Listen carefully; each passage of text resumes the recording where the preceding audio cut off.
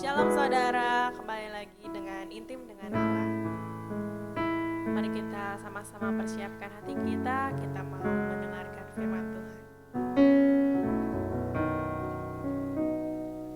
Kusiapkan hatiku Tuhan untuk dengar firman-Mu saat ini.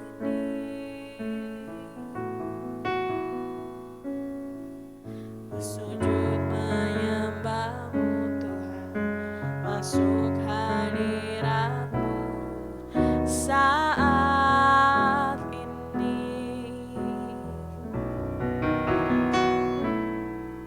Curahkan urapan-Mu Tuhan bagi jemaat-Mu saat ini. Ku siapkan hatiku Tuhan untuk dengar firman-Mu.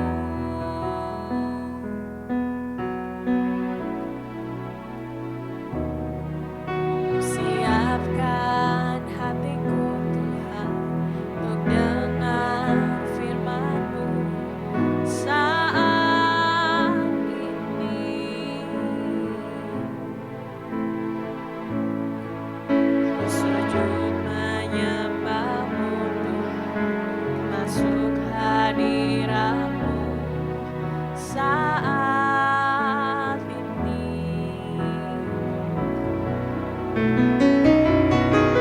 Curahkan urapan-Mu Tuhan bagi jemaat-Mu saat ini.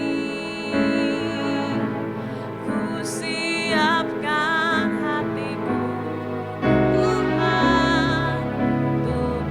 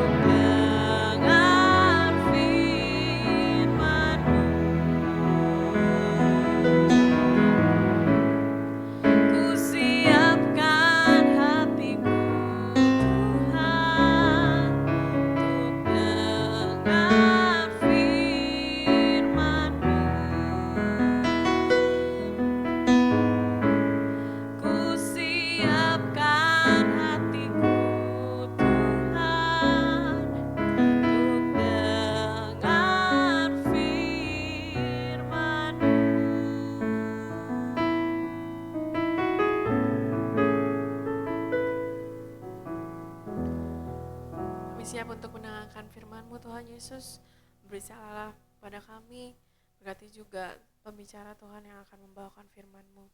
Terima kasih Tuhan Yesus, kami siap mendengarkan firman-Mu. Dalam nama Tuhan Yesus kami sudah berdoa. Ya. Amin. Shalom Bapak Ibu Saudara sekalian. Kita berjumpa kembali hari ini, hari Senin, tanggal 27 Maret 2023. Pembacaan Alkitab pada hari ini diambil dari Yosua pasal 16, 17, dan 18. Hari ini judul renungan kita adalah Taat pada Ketetapan Allah. Diambil dari Yosua 16 ayat yang ke-10.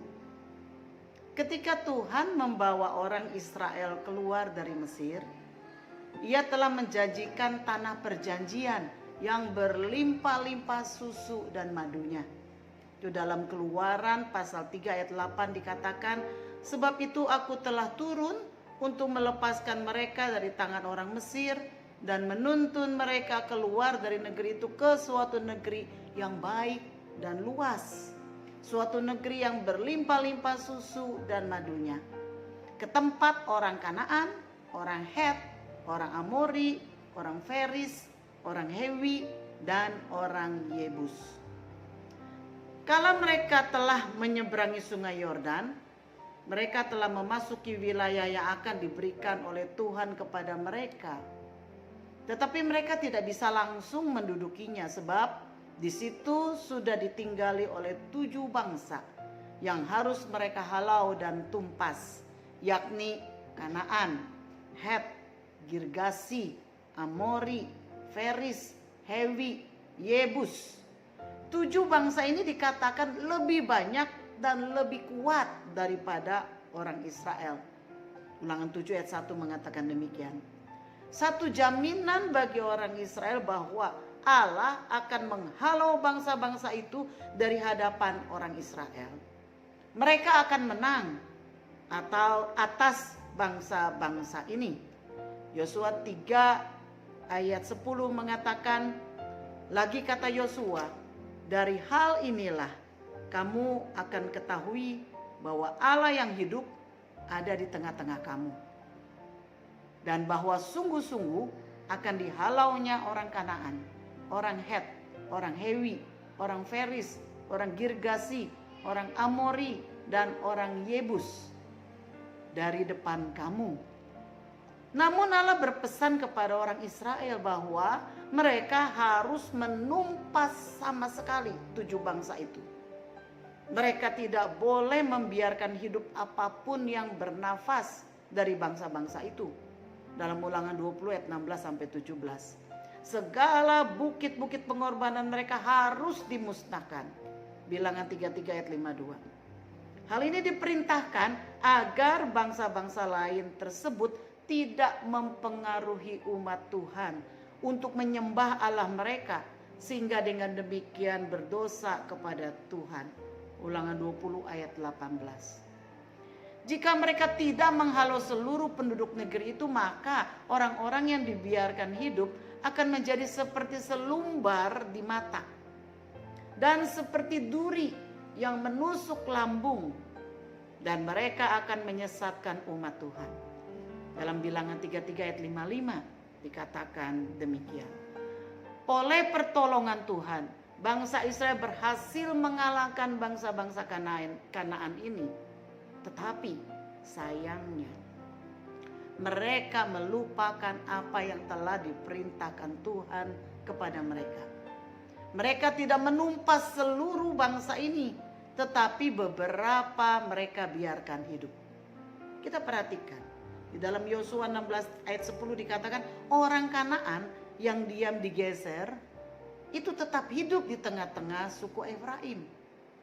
Lalu Yosua 13 ayat 13 mengatakan orang Gesur dan orang Maakah masih tetap diam di tengah-tengah Israel.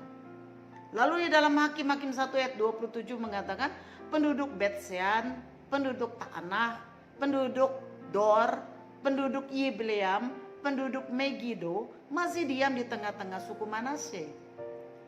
Hakim-Hakim 1 ayat 30, penduduk Kitron dan penduduk Nahalol masih tinggal di tengah-tengah suku Zebulon.